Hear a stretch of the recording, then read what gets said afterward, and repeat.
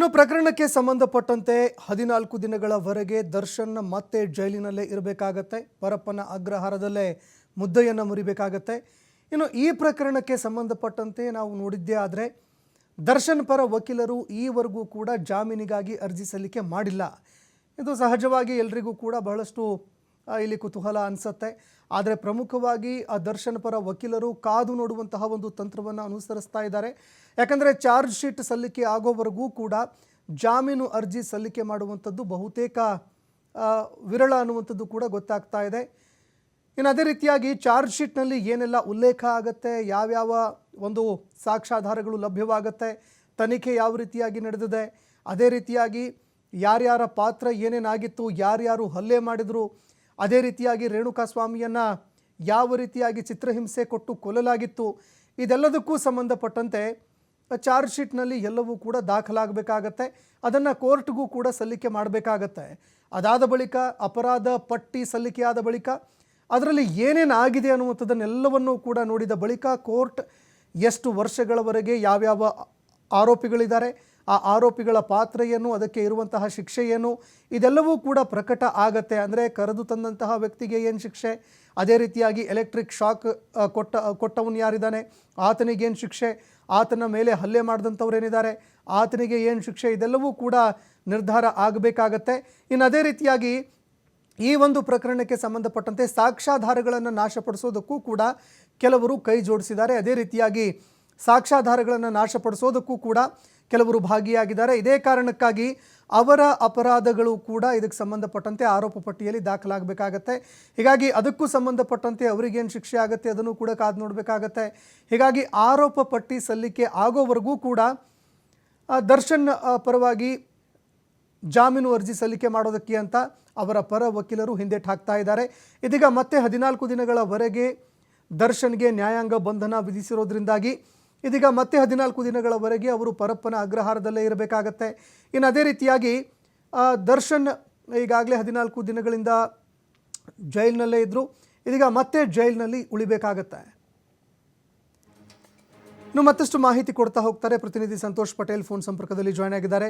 Okay Santosh Patel, ಮುಂದಿನ ಪ್ರಕ್ರಿಯೆ ಯಾವ ರೀತಿಯಾಗಿ ಇರುತ್ತೆ, ತನಿಖೆ ಯಾವ ಹಂತಕ್ಕೆ ಬಂದು ನಿಂತಿದೆ ಅಂತ? ಸಂತೋಷ್, ಈಗಾಗಲೇ ಪ್ರಕರಣಕ್ಕೆ ಸಂಬಂಧಪಟ್ಟ ಹಾಗೆ ಆರೋಪಿಗಳನ್ನ 17 ಜನ ಆರೋಪಿಗಳನ್ನ ಬಂಧನ ಮಾಡಿದ್ರು, ಸ್ಥಳ ಮಾಜೂರನ್ನ ಮಾಡಲಾಯಿತು. ಒಂದಿಷ್ಟು ಟೆಕ್ನಿಕಲ್ ಆಗಿ ಪೊಲೀಸರ ತನಿಖೆ ಪೆಂಡಿಂಗ್ ಇತ್ತು. ಅಂದ್ರೆ ಅವರ ಮೊಬೈಲ್ಗಳಿರ್ಬೋದು, ಅವಳನ್ನ ರಿಕವರಿಯನ್ನ ಮಾಡಬೇಕಾಗಿತ್ತು. ಅವರ ಚಾಟಿಂಗ್ ಗಳನ್ನ ಕೆಲವನ್ನ ಆಪ್ಗಳ ಮುಖಾಂತರ ಇವರು ಚಾಟ್ ಮಾಡ್ಕೊಂಡಿರುವಂತದ್ದು, ಮಾತುಕತೆ ಮಾಡಿರುವಂತದ್ದು ಕೂಡ ಪತ್ತೆ ಆಗಿತ್ತು. ಅದರ ಜೊತೆಗೆ ಸಿಮ್ ಕಾರ್ಡ್ಗಳನ್ನ ಹೊಸದಾಗಿ ತೆಗೆದುಕೊಂಡು ಅವ್ರನ್ನ ಆಕ್ಸೆಸ್ ಅನ್ನ ಮಾಡಬೇಕಿತ್ತು. ಆಕ್ಸೆಸ್ ಅನ್ನ ಮಾಡಿ ಚಾಟ್ ಮಾಡಿರುವಂತದ್ದು, ಇಲ್ಲ ವಿಡಿಯೋಗಳನ್ನ ಶೇರ್ ಮಾಡ್ಕೊಂಡಿರುವಂತದ್ದು, ಫೋಟೋಗಳನ್ನ ಶೇರ್ ಮಾಡ್ಕೊಂಡಿರುವಂತದ್ದು ಏನಿತ್ತು, ಸೊ ಇವೆಲ್ಲವನ್ನೂ ಕೂಡ ಆಕ್ಸೆಸ್ ಅನ್ನ ಮಾಡಿ ಆಕ್ಟಿವ್ ಮಾಡ್ಕೊಂಡು ಅದನ್ನ ರಿಟ್ರೀವ್ ಮಾಡ್ಕೊಳ್ಬೇಕಿತ್ತು. ಅದಕ್ಕೆ ಸಮಯಾವಕಾಶ ಬೇಕಿತ್ತು. ಅದಕ್ಕೆ FSL ಅಧಿಕಾರಿಗಳ ಸಹಾಯವನ್ನು ಕೂಡ ಕೋರಿದ್ರು. ಸೊ ಅದು ಕೂಡ ಈಗ ನಡೀತಾ ಇರುವಂತದ್ದು.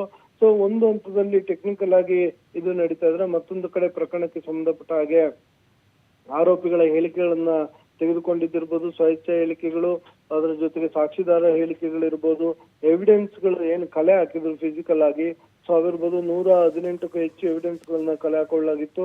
ಸೊ ಅವೆಲ್ಲವನ್ನು ಇಟ್ಕೊಂಡು ಒಂದು ಪ್ರಕರಣಕ್ಕೆ ಸಂಬಂಧಪಟ್ಟಾಗ ಇಡೀ ಪ್ರಕರಣದ ಚಾರ್ಜ್ ಶೀಟ್ ಅನ್ನ ಸಿದ್ಧತೆಯನ್ನ ಪಡಿಸ್ತಾ ಇರುವಂತದ್ದು. ಅದಕ್ಕೂ ಕೂಡ ಚಾರ್ಜ್ ಶೀಟ್ ಸಿದ್ಧತೆ ರೆಡಿ ಆಗ್ತದೆ. ಅದರ ಜೊತೆಗೆ ಚಾರ್ಜ್ ಶೀಟ್ ಸಲ್ಲಿಕೆ ಆದ ತಕ್ಷಣ ಇವರು ಫಾಸ್ಟ್ ಟ್ರ್ಯಾಕ್ ಕೋರ್ಟ್ ಅನ್ನು ಕೂಡ ಮಾಡಬೇಕು ಅಂತ ಹೇಳಿ.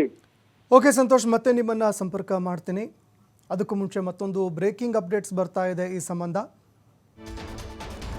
ಪರಪ್ಪನ ಅಗ್ರಹಾರದಿಂದ 13 ಆರೋಪಿಗಳು ಕೋರ್ಟ್ಗೆ ಹಾಜರಾಗಿದ್ದಾರೆ. ಪರಪ್ಪನ ಅಗ್ರಹಾರದಿಂದ ಈ ಪ್ರಕರಣಕ್ಕೆ ಸಂಬಂಧಪಟ್ಟಂತೆ 13 ಆರೋಪಿಗಳು ಕೋರ್ಟ್ಗೆ ಹಾಜರಾಗಿದ್ದು, ಇನ್ನು ತುಮಕೂರು ಜೈಲಿನಿಂದ 4 ಆರೋಪಿಗಳು ಹಾಜರಾಗಿದ್ದಾರೆ. ತುಮಕೂರಿನಿಂದ ಈ ಪ್ರಕರಣಕ್ಕೆ ಸಂಬಂಧಪಟ್ಟಂತೆ 4 ಜನ ಆರೋಪಿಗಳನ್ನು ತುಮಕೂರಿಗೆ ಶಿಫ್ಟ್ ಮಾಡಲಾಗಿತ್ತು, ಅವರೂ ಕೂಡ ಹಾಜರಾಗಿದ್ದಾರೆ. ಇನ್ನು ನ್ಯಾಯಾಂಗ ಬಂಧನದ ಅವಧಿ ಮುಕ್ತಾಯವಾಗಿರುವ ಹಿನ್ನೆಲೆಯಲ್ಲಿ ಆರೋಪಿಗಳನ್ನು ನ್ಯಾಯಾಧೀಶರ ಎದುರು ಹಾಜರುಪಡಿಸಲಾಗಿತ್ತು. 13 ಜನ ಬೆಂಗಳೂರಿನಿಂದ, ಅದೇ ರೀತಿಯಾಗಿ 4 ಜನ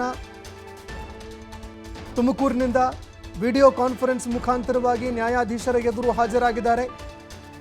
ಇನ್ನು ಅದೇ ರೀತಿಯಾಗಿ ವಿಚಾರಣೆಯನ್ನು ಕೈಗೆತ್ತಿಕೊಂಡಂತಹ ನ್ಯಾಯಾಧೀಶರು ಈ ಪ್ರಕರಣಕ್ಕೆ ಸಂಬಂಧಪಟ್ಟಂತೆ 14 ದಿನಗಳವರೆಗೆ ನ್ಯಾಯಾಂಗ ಬಂಧನ ವಿಧಿಸಿದ್ದಾರೆ. ಪರಪ್ಪನ ಅಗ್ರಹಾರದಿಂದ 13 ಆರೋಪಿಗಳು ಕಾನ್ಫರೆನ್ಸ್ ಮೂಲಕವಾಗಿ ಹಾಜರಾಗಿದ್ದರು. ಇನ್ನು ಅದೇ ರೀತಿಯಾಗಿ ತುಮಕೂರು ಜೈಲಿನಿಂದ 4 ಆರೋಪಿಗಳು ಕಾನ್ಫರೆನ್ಸ್ ಮೂಲಕವಾಗಿ ನ್ಯಾಯಾಧೀಶರ ಮುಂದೆ ಹಾಜರಾಗಿದ್ದರು. ಇನ್ನು ಪ್ರಕರಣಕ್ಕೆ ಸಂಬಂಧಪಟ್ಟಂತೆ ಎಲ್ಲರ ಕಸ್ಟಡಿ ಮುಗಿದಿತ್ತು. ಇದೇ ಕಾರಣಕ್ಕಾಗಿ ಪ್ರಕರಣಕ್ಕೆ ಸಂಬಂಧಪಟ್ಟಂತೆ ನ್ಯಾಯಾಧೀಶರ ಮುಂದೆ ಅವರನ್ನು ಹಾಜರುಪಡಿಸಲಾಗಿತ್ತು. ಇನ್ನು ಅದೇ ರೀತಿಯಾಗಿ ಕಾನ್ಫರೆನ್ಸ್ ಮೂಲಕವಾಗಿ ಹಾಜರುಪಡಿಸಿದಂತಹ ಸಂದರ್ಭದಲ್ಲಿ ವಿಚಾರಣೆಯನ್ನು ಕೈಗೆತ್ತಿಕೊಂಡಂತಹ ನ್ಯಾಯಾಧೀಶರು ಈ ಪ್ರಕರಣಕ್ಕೆ ಸಂಬಂಧಪಟ್ಟಂತೆ ಮತ್ತೆ 14 ದಿನಗಳವರೆಗೆ ಆರೋಪಿಗಳಿಗೆ ನ್ಯಾಯಾಂಗ ಬಂಧನ ವಿಧಿಸಿದ್ದಾರೆ. ಹೀಗಾಗಿ ಮತ್ತೆ 14 ದಿನಗಳವರೆಗೆ ಜೈಲಿನಲ್ಲೇ ಮುದ್ದೆ ಮುರಿಯುವಂತಹ ಪರಿಸ್ಥಿತಿ ಎದುರಾಗ್ತಾ ಇದೆ. ಇನ್ನು ಅದೇ ರೀತಿಯಾಗಿ ಪ್ರಕರಣಕ್ಕೆ ಸಂಬಂಧಪಟ್ಟಂತೆ ಮತ್ತಷ್ಟು ತನಿಖೆ ಕೂಡ ನಡೆಯುತ್ತೆ. ಏನೆಲ್ಲ ಆಯಿತು, ಸಂಬಂಧಪಟ್ಟಂತೆ ಚಾರ್ಜ್ ಶೀಟ್ ಕೂಡ ಕೋರ್ಟ್ಗೆ ಸಲ್ಲಿಕೆ ಆಗತ್ತೆ.